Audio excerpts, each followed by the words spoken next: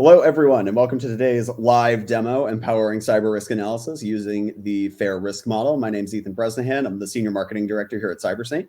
And today, I'm excited to welcome CyberStrong Chief Product Officer Matt Alderman and Senior Sales Engineer Michael Bloomrich.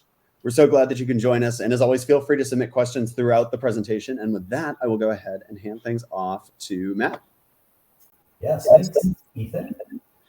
Welcome, everyone.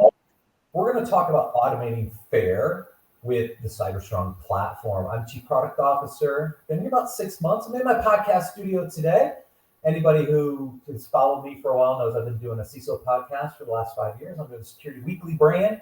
So I'm giving you full audio from the podcast studio. All right. As people know, I love problems, solutions, and values when I present on webcasts and I present interview topics. So I want to start with the problem. Why FAIR and why cyber risk quantification?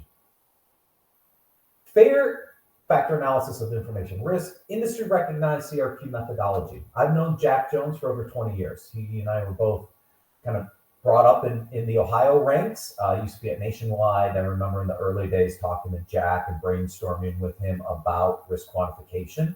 My first startup, Control Path, actually had a risk algorithm in it. But what FAIR has done is created a kind of a standard open source methodology for cyber risk quantification. And as people know, in the industry, I think CISOs, a lot of my CISO friends, a lot of people that I interview on the show, they struggle with communicating cyber risks in terms of the business. How can I quantify things in terms that my CFO, my CEO, my board understands? And really, I came to this realization a few months ago before I came to CyberSync was risk scores really don't mean anything. If I tell you that you're a 5.9 out of a 10, how do you explain that to your CFO on what that means to the business? How do you quantify what a 5.9 to a 7.1 means? And so I think as an industry, we've struggled with this for 20 plus years. And the ability to quantify risk into the language that the business understands, which really is dollars and cents, is a shift that the market's going to continue to move into. And FAIR is one of the methodologies that you can use to quantify that risk. And we're going to actually show you this live in the platform here in a little bit. The last kind of challenge, I think, is a lot of public companies who need to report on cyber risks and materiality and providing supporting evidence. They're struggling with, well, what is material? What's not material? And I think cyber risk quantification and the ability to look at materiality as a dollars and cents mechanism, very similar to what we did with Sarbanes-Oxley, is valid for public companies when it comes to reporting. But FAIR is complex. It is not the easiest ontology to understand. And I think this has been one of the challenges with FAIR in the industry for a while. And I've had these conversations with Jack in the past on the complexities of FAIR, right? On the left-hand side, you're looking at loss event frequencies. And the further you go down into the ontology, it's actually, to me, harder and harder to put in values that make sense, right? What is my contact frequency and my probability of action to drive into threat event frequency? How do you marry that with vulnerability data in order to get your loss event frequency calculated? Right? That's not that easy, right? And anytime I've seen an organization go through this, you're always debating the numbers and whether the outputs are right or not. We're going to show you a little more simplified way to do that, but still give you the flexibility to use the full FAIR ontology when it comes to loss event frequency. Same thing on loss magnitude. How do you estimate your primary loss and secondary risks, which then lead back into the loss frequency, by the way, which is already complex. And so I think FAIR has been pretty complex to implement. And our approach to this has been, how do you simplify the implementation of FAIR using some historical loss data to set initial values and then allow clients to modify and tweak that on their own. So these are just some of the common limitations of FAIR. It's pretty in-depth. It's multifaceted. It's complex. Cyber risk is complex, right? So again, trying to figure out all that data. FAIR is manual. It's very time consuming. How do you do FAIR in real time? How do you continually update the risk calculations in more real time so you can see risk trending over time? FAIR supports a manual reevaluate capability. We're actually working on ways to automate this in more real time, leveraging our continuous control automation capabilities in the platform so that we can report FAIR risks in real time. You always debate the assumptions in FAIR. They're very subjective. And when I see clients implement this stuff, they're always debating whether it's this value or that value. And even if you agree on a value, after you run it through the Monte Carlo simulations, it's interesting. You kind of debate whether that output is really valid or not. And those are some of the challenges here. It's static, and it's not moving with the rest of the risk landscape. Again, things that we can start to automate around. So when you think about how CyberStrong automates FAIR in real time, this is kind of the story we tell clients. On the left side is the FAIR risk quantification capabilities. It's kind of tied into what we call our top-down or industry risk approach. By using industry loss data, we can actually identify what the loss event frequency and loss magnitude is specific to your industry, revenue, and employee size. So it can be very targeted. We can then use those risk calculations to prioritize which controls should you be looking at to mitigate those risks. This is where our core assessment capabilities come in. You can come in, assess yourself. That will help us understand what is your residual risk. Where do I still have risk compared to the inherent risk from the industry so that I can prioritize remediation. That ties into your executive reporting, because now what you can do, you can actually go to your executive team and talk to them about risk in dollars and cents, residual risk in dollars and cents, remediation activities in dollars and cents, and rinse and repeat that ongoing assessment that's feeding the life cycle. Continuous control automation is that other differentiator for us in the market, which is the ability to automate those technical controls so that you're getting real-time technical control status updates that are feeding your risk model. This is how we kind of look at cyber risk quantification holistically and how it ties into your existing compliance program, but allows you to really drive risk in a quantified way. So why talk about it? Let's show it. So Michael, let's bring up the demo and show people how easy it is to implement FAIR on the CyberStrong platform. Absolutely.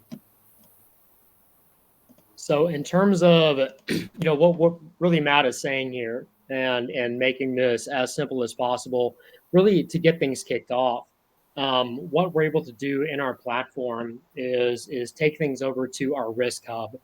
And within the risk hub, we're able to then go to manage dashboards. From there, I'm going to add a net new FAIR specific dashboard in system here. And kind of as what we've been talking about, I'm going to leverage this on financial industry risk tracking. From this point, so here's where a lot of flexibility comes into play for our platform. For these mature organizations that maybe are utilizing FAIR already, they can absolutely add risks. They can add them manually, and they're able to do so in again full FAIR model. But what we're able to really power organizations to do is we can add in industry risks, and we can tie this back to 3 core data points. So first, selecting the industry, what is the estimated revenue, and then what is the corresponding company size from an employee count. So in this case, I'll choose finance and insurance. I'll select a revenue here. In this case, I'll be like for a financial specific industry, $1 billion.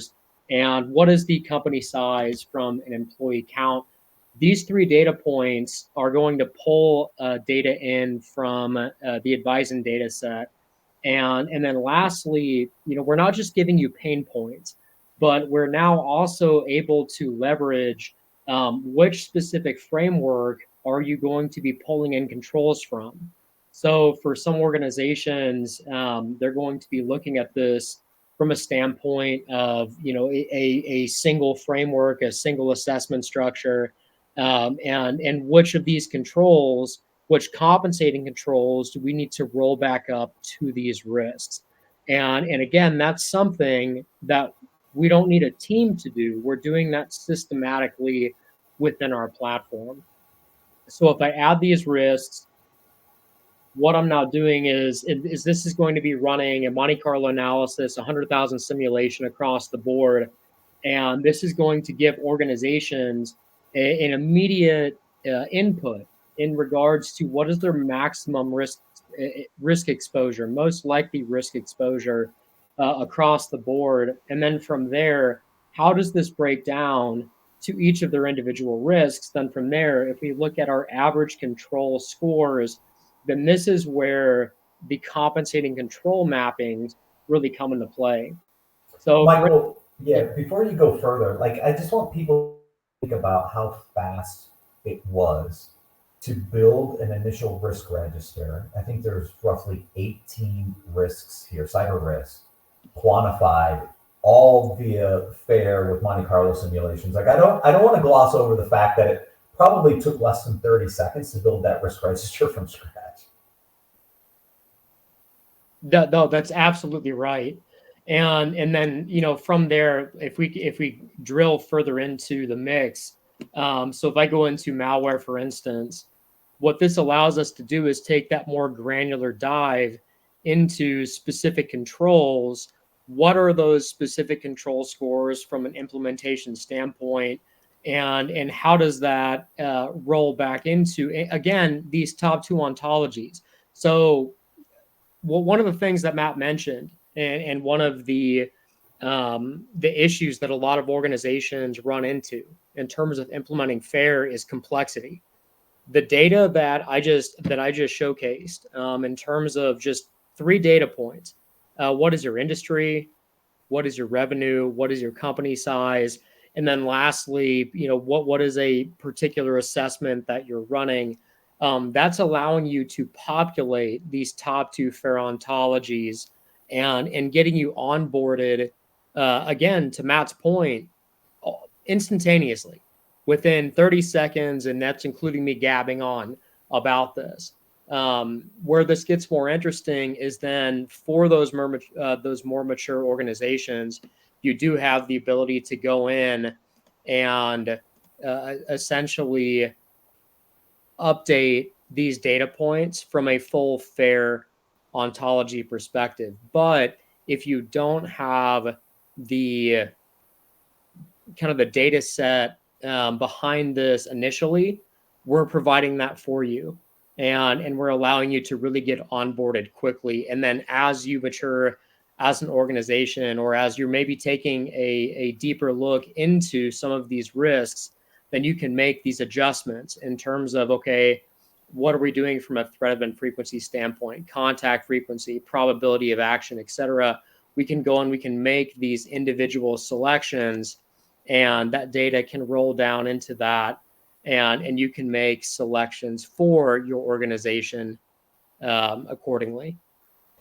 Yeah. So again, Michael, here, one of the things I want people to understand is by leveraging the historical loss data, we're actually pulling over through statistical analysis, identifying what the most likely single or loss event frequency and loss magnitude is to pre-populate this. Clients who want to change it can change it. They can change it at the top ontology or at any layer in the FAIR model, right? So some clients like what we do out of the box because it's a really fast way to implement FAIR, leveraging historical data as a starting point. And then as they mature their risk management programs, they can then use other parts of the FAIR ontology to fine tune and continue to tweak their overall risk program. So it's a great way to start. But for those that are already more mature and want to go deeper into FAIR, it's all supported in the CyberStrong platform right out of the box. Yeah, absolutely.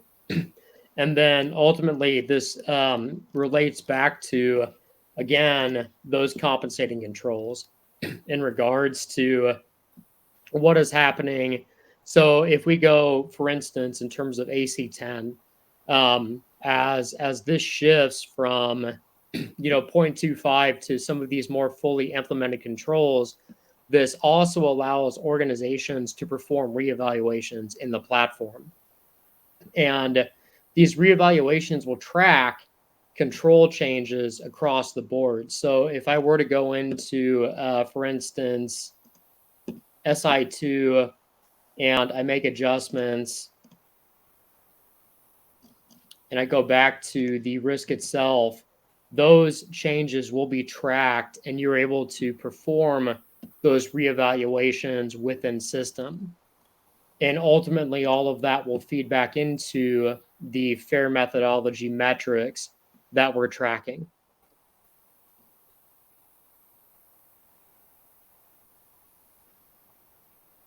So, Michael, why don't you can you show us how some of these calculations can be updated on the fly by putting in other parts of the ontology, right? I just want people to see how easy it Absolutely. is to edit some of the aspects of the ontology and how fast it is to actually rerun the Monte Carlo simulations to get the result set back into the platform. I can absolutely do that. So let me just go and make some adjustments here. Loss magnitude across the board.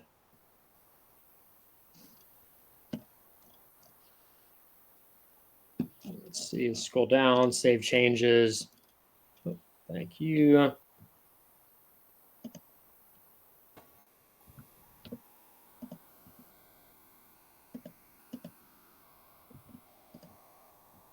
And if anyone has any questions, feel free to drop them into the questions box within Bright Talk.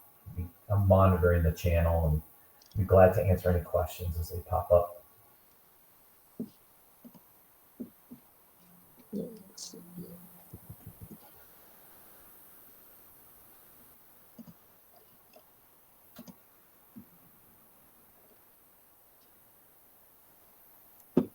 Yeah, it was almost instantaneously, wasn't it?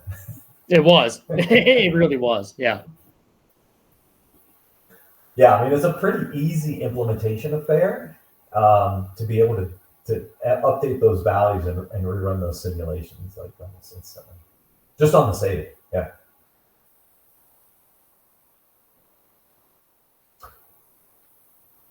So, Michael, can you show some of the other? You showed a little bit on the connection side to the assessments.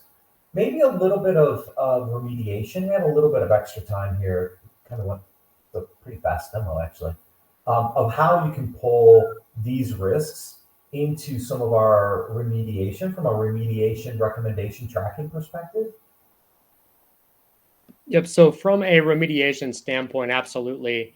The data that's being pulled in from the risk registers, if we go into remediation, what this allows us to track is going to be much more dynamic. It's going to pull in everything not only from the risk register aspect of this, but also the compliance approach. So in terms of the compensated controls and things of that nature, what this allows us to then really get into is by going to like editing a project, for instance, we're able to go in and pull in specific risks related to these different projects. And in this case, let's see, what I'm looking at for this particular project is going to be a malware specific risk, ransomware, as well as social engineering. And we're not only pulling annualized loss expectancy, but we're pulling in as well the specific compensating controls.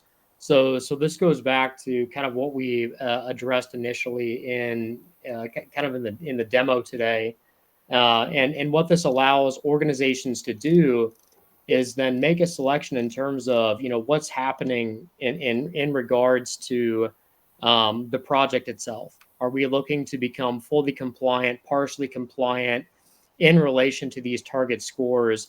But really, at the end of the day, we're looking at this from a really a financialized aspect. So, what is the cost of the project itself from a one-time standpoint, from a labor cost perspective, if this is a multi-year project, then what are we looking at from a recurring cost standpoint as well? But ultimately, these data points are allowing us to provide security teams, again, these financialized metrics in regards to what is that return on security investment in relation to what we are doing as an organization, what we're doing as a team. So the story that this is telling is from a risk reduction perspective, we're reducing $140,000 of risk in relation to a loss expectancy of 480,000 with a cost of close to 70,000. And then where this gets really interesting is especially from that FAIR aspect is now we're able to overlay that with the metrics that FAIR is able to provide and give us additional support in the metrics again that we're able to provide for our clients, and that then our clients are able to provide for these different teams that they're reporting up to. And then one last thing, show them how this all kind of rolls back to the executive dashboard, because I think that's the last piece is a way to communicate all this quantified risk that we just walked through with FAIR, how it ties into remediation projects, and then ultimately, what is that I'm presenting to my executive team when it comes to risk quantification? Yep, absolutely. So the data points that we're providing within the executive dashboard. So, the story we're telling here in the top left, this is coming from that Advisen data set. And this is, again, coming from that industry data that is really tracking back to 2008 and has been tracking metrics since then. Top right, this is exactly what we're pulling from our risk registers. So what we're pulling from the FAIR methodology, and again, we're able to incorporate that into a single reporting set here. Now, you'll notice, from a reporting standpoint, this is a great story in terms of, oh, hey, we are exposed lower than the, maybe our peer group from a reporting perspective. So 602,000 versus 1.1 million. But ultimately, the story that I see here is, again, that social engineering piece. And why are we overexposed for social engineering? Does that stem from a low performing framework, a low performing assessment? And then let's take a deeper dive into that. That's what our platform gives all of us the ability to do, and our clients the ability to do. And then that's, again, going back to the remediation projects in regards to how can we fix this and how can we financialize every element of this process, ranging from the FAIR methodology going back to even our remediation projects in terms of what is our return on security investment, what is the project cost, risk reduction, annualized loss expectancy exposure. Those are all financial components that we are able to track and are exposing within our platform. Fabulous, Michael. That's the platform in a nutshell. I mean, I hope everyone saw how easy it was to actually start with a blank risk register, populate it using FAIR for a set of known cyber risks based on your industry, how to customize the risk based on the FAIR ontology, and how it ties into other aspects of the platform. We've got a few minutes left. I don't see any questions yet, but if there are any questions, we'd be glad to field those now.